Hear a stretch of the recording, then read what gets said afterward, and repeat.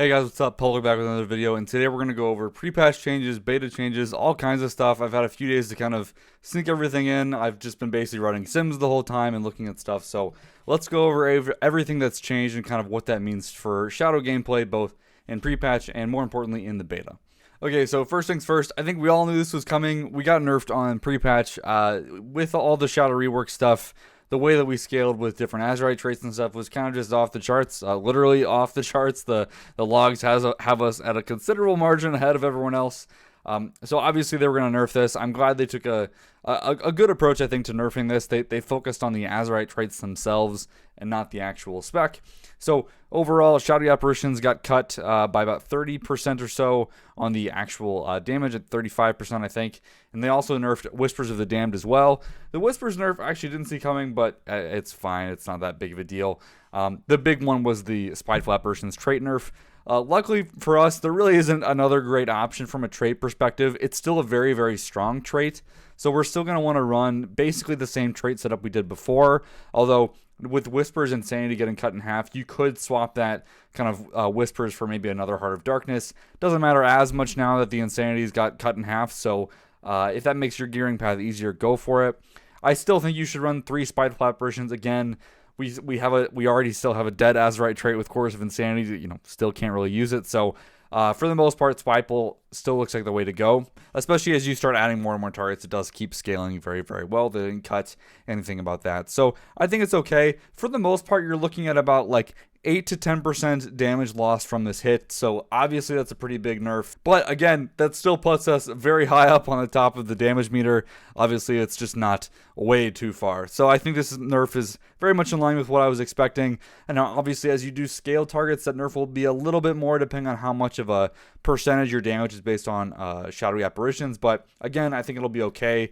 In dungeons, this might mean that, not running this kind of like misery build, or instead going Searing Nightmare might be more viable for some dungeons. But again, you do still have, if you're using 3 traits, it's still very, very strong. So again, keep the same traits you have. That's pretty much all well and good for that. So, and that's really all they've done from a pre-patch perspective. Although we do have incoming changes, and I say incoming, they made a lot of changes to Shadow on the beta. Some of it was more just reversions than anything, but and again, these aren't on pre-patch quite yet. So depending on when you're watching this video, this may already be live. So make sure you check out Wowhead to see the latest news there. So let's kind of go over everything that's changed with the beta and what that actually means. Okay, so beta also got a nice hefty round of changes. I think a lot of these were actually in the positive direction. I know a lot of people are kind of like freaking out, like, oh my god, don't nerf the class or whatever. And to a certain degree, these are nerfs, right? But to a better extent, if you're looking at this from an actual damage breakdown perspective, the better way to look at it is more of a reallocation of damage. So specifically, we've been giving feedback, and Ellipsis and others in the Discord have been doing a great job with this. Our damage overall has been very much favored out of Mind Blast and out of Void Bolt. And that's from a lot of different reasons, right? Mind Flay now holds a lot of value because it does help us proc Dark Thoughts, does do a lot of damage, lasts a long time, all that great stuff, right? Same thing with Mind Seer, has a lot of great value and does fairly good damage. The problem, though, is Mind Flay needs to be tuned and kind of rolled back in so that Mind Blast is good, right?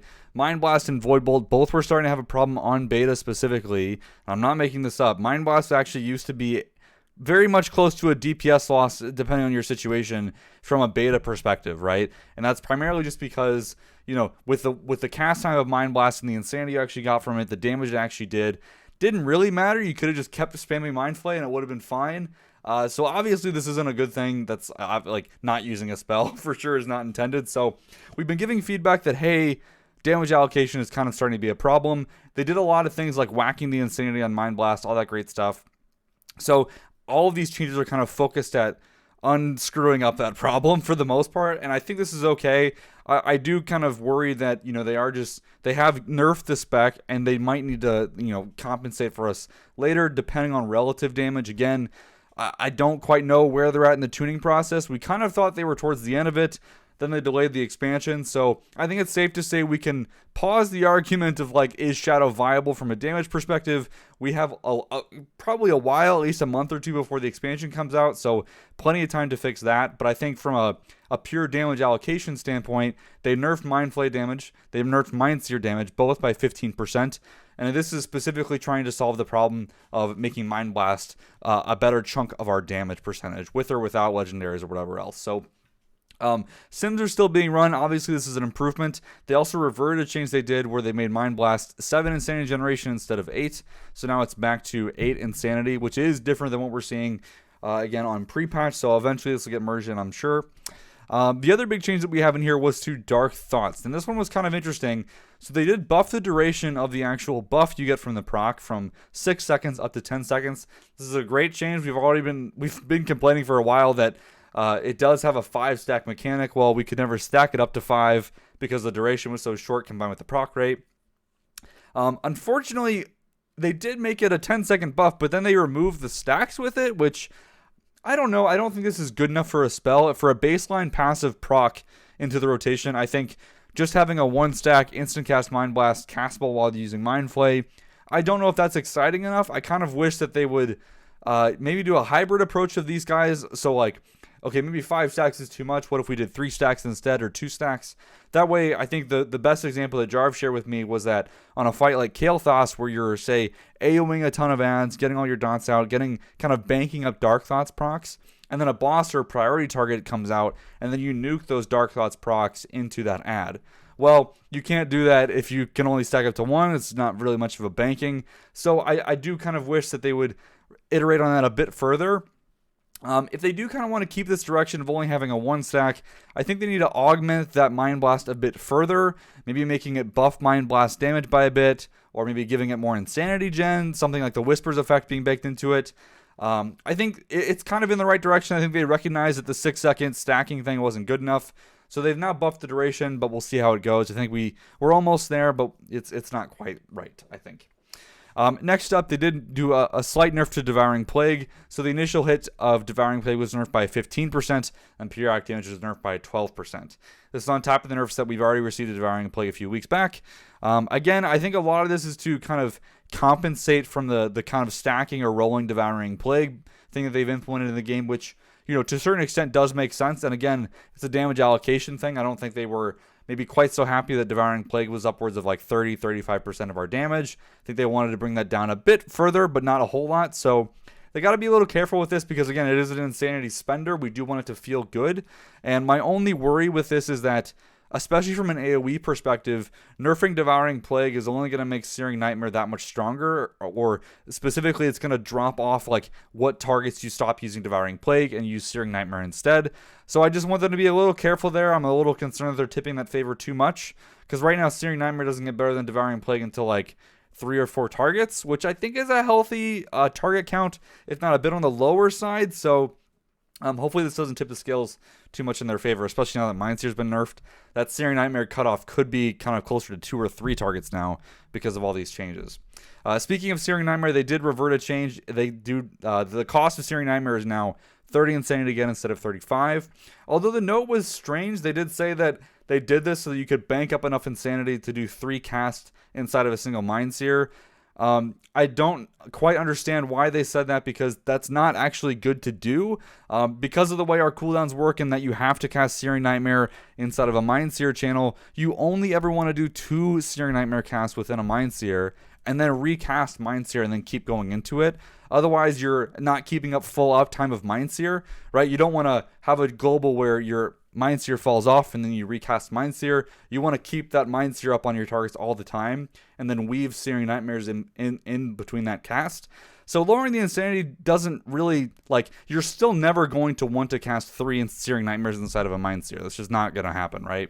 They would have to make the cast time longer of Mind Sear in order to make that happen, which I don't think they should at this point. So this is kind of strange. I think a lot of people have been complaining about Searing Nightmare specifically not feeling the greatest to play. So I don't know. There are some things they could experiment with, like maybe removing the cast wall casting, or maybe putting a charge system in on it where it's like, hey, every Mind Sear cast you get like 2 charges of Searing Nightmare to use off the GCD whenever you want, or or something. I think there is definitely some iteration to be done here, but I think they didn't quite hit the mark with what they were trying for here based on how the spell works. So hopefully they take that into account with further changes. Okay, and then last but not least, this is a very, very surprising change to me, although I think this is definitely the way that we were saying. A lot of the feedback in the Sims were showing that Auspicious Spirits and Psychic Link were basically doing the same thing, except Auspicious Spirits just always did it better, right?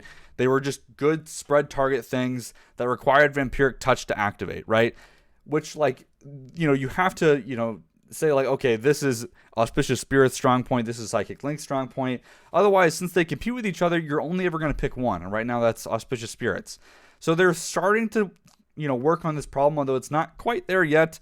So they actually cut Auspicious Spirit's damage in half. So they made it a 15% damage increase to your shadowy apparitions, but then they reverted the insanity chain. So now they do generate 2 insanity up from 1, which is still pretty significant, right? That could mean on a crit for a Mind Blast, you literally get 4 extra insanity, which is half of the insanity of Mind Blast to begin with, right? Which is very, very significant. So I think, that lane kind of saying like AS is the talent to take if you want more insanity generation, or Psychic Link is the one you want if you want more damage. It's an interesting idea. Right now it's not playing out that way. We've done the Sims. It's not showing that that's quite there yet.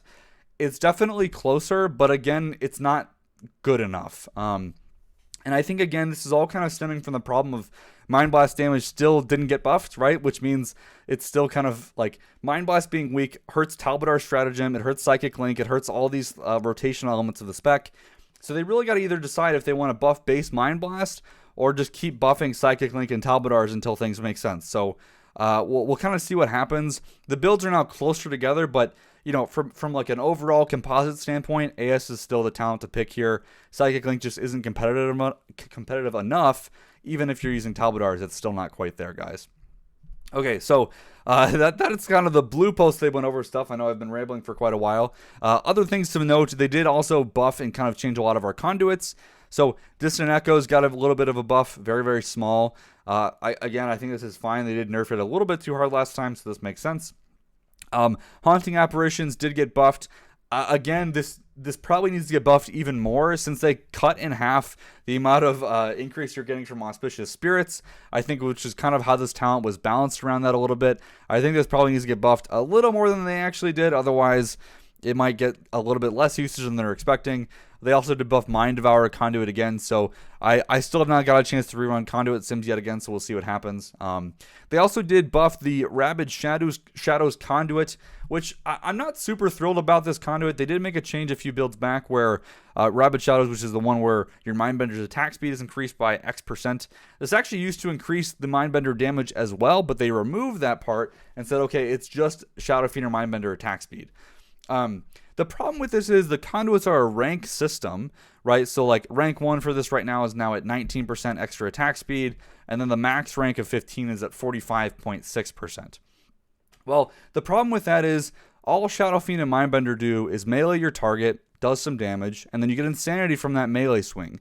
The problem is these attack speed windows are very, very delicate. It does also scale with your haste. So the problem here is if you get more haste and you have a dot on your target, you do get the extra damage because they have something called a partial tick. That way, as you scale up haste, the dot damage does go with that. But that doesn't work for melee swings, right? You can't get a partial melee swing as you scale haste. So it's very possible that ranks of this conduit actually do not provide you an increase to damage because it's not enough haste to give you an extra swing of that Mindbender or Shadow Fiend melee. So this conduit is actually very much struggling right now. They're just kind of injecting it with haste, but the actual, like if you look at rank to rank, like one rank is 32.3%, the next rank is 34.2%. Well, that's a 2% increase in haste. That's probably not going to be enough to give you a new melee swing. So then that actual like conduit that you ranked up is not a DPS increase. It's going to be about the same. And I think this is the problem with the conduit. It just doesn't work right now. It needs something else. The base damage, I think, was there to at least give you something always, but that didn't scale. So I don't know. The conduit's kind of all, it's very, very messy, is I guess what I'll say. So hopefully they look at that later. Kind of scrolling through things, they did buff a few of our other conduits like Courageous Ascension or Fae Fermata, kind of those like that. But all the like Covenant specific conduits just are complete trash because the Covenant abilities suck. So it doesn't really matter. There's a future video coming on Covenants, so look forward to that if you're interested. And then the last thing that I want to talk about, or the last couple things, is our legendaries. They did get tweaked a little bit. So Talbotars was buffed from 30% increase to that Mind Blast to 60%. Again, I mentioned this before, that buff is not enough to make it very, very usable. Eternal Call to the Void is still better. Talbotars is, like, I think, hovering around like 3.5–4% damage increase, while Eternal Call to the Void is like pretty steady at like 5–5.5%, which I think 5% is a solid number. Talbotars just still isn't quite there yet. And again, Mind Blast is probably the problem here, not Talbotars. But I will say, Talbotars is just super awkward to play with. I've never been a big fan of it anyway, so I don't know. I feel like they need to redesign this to really make it do something interesting. I do want to call out, they did also add an animation to Talbotars in this latest build, so I made a tweet about this, but they actually brought back the kind of Ravens animation from Shadow Orbs back into Talbotars. So once you have all 3 dots active on a target, you get a buff called Talbotar Stratagem to tell you that, hey, Mind Blast is getting increased damage on that next cast. That is also giving you Ravens while you have all 3 dots active on the target, which is very interesting and cool. Although I wish this was a baseline thing to the spec and not with a legendary, but the fact that it's there kind of hidden was interesting to find, but again, kind of sad to see it's only on a legendary. And the other thing I do want to mention, Painbreaker Psalm Legendary also got buffed. I think the buff is actually kind of a nerf though, which is interesting. So if you don't know Painbreaker Psalm, you cast Shadow Word Death. It consumes now up to 8 seconds of your dots on that target, meaning if you have 10 seconds remaining on Shadow Word Pain, you consume 8 seconds and then the target only has 2 seconds left. So you consume 8 seconds of that damage, deal that damage instantly, and then generate up to 20 insanity. That part's not working on beta right now, but assuming that means if they have Shadow Word Pain and Vampiric Touch-Up, you get 10 insanity for both on that cast, meaning Shadow Word Death could net you up to 20 insanity. This legendary is terrible. I can't stress this enough. Consuming dots is not a good thing. Like, you very rarely ever want to do that, meaning the only time that would be a good thing is if the target is about to die. But you better snipe it pretty effectively close to the end of its life. Otherwise, you're losing mastery uptime by removing your dots potentially, right? And having to recast your dots is a DPS loss if you can avoid it. So I don't know. The legendary just doesn't really make sense. Even in Mythic Plus, when you're talking about a Death and Madness situation, you're really not dotting that often on all these targets. You're probably more focused on Searing Nightmare. If you are taking Misery, maybe you're dotting a bit more. But again, sniping those Shadow Word Deaths is only going to be valuable below that kind of right before they're about to die percentage. But because it's removing duration, casting Shadow Word Death before they're about to die, like when they're at, say, 80% health, is actually going to be a pretty bad DPS loss. I don't know, the design of this legendary kind of just doesn't work for Shadow right now. Honestly, I would prefer if they just kind of scrapped it and went with like, hey, Shadow Word Death now has 2 charges and it doesn't have backlash damage anymore. Like, that would be infinitely better than what we have now, but unfortunately this is what we have. Sims are still in progress, so we'll see what happens, guys, but that is kind of the overview of all the changes that we have on the beta. Alright guys, thank you so much for watching. I know it's been kind of a longer video. I know it's also been a little bit delayed, but I've just been so busy this week with Sims and work and all that great stuff. So thanks again to all the Patreons that are supporting me out there. It's been an awesome thing to see everyone coming together and really liking this content, which I'm very, very thankful and appreciative for. So thank you so much to everyone that's watching my videos and supporting me in all the different ways on Twitter or whatever. Thank you so much for all the support, guys, and we'll see you in the next video.